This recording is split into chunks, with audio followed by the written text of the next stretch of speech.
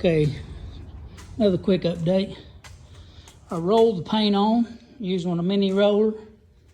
Just wanted to show you what it looks like. Getting ready to put that front suspension in this frame.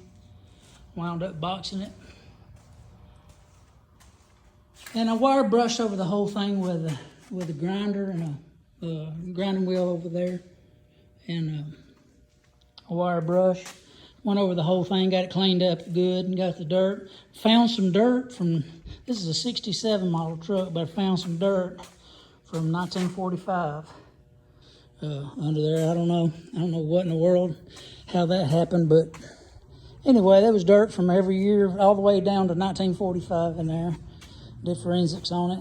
And next step is tomorrow start taking those motor mounts off, take the core support off, and get ready to take that suspension and put it under this frame. I wanted to show you the kind of paint I use. Rubber seal. Medallion 1K, black, underbody coating satin black. It's got a good sheen to it. I like the way it looks. It's a good frame paint.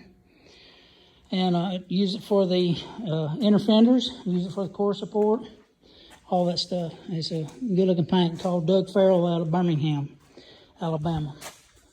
He's a representative, and man, they make some good stuff. It's a really good thick paint, and it works good on, surfaces that you just want to look better, but you don't want to, spend a fortune. Looks real good, real dependable stuff. That's what I painted my dune buggy with, and I'm real pleased with it, how it holds up. Anyway, just wanted to show that.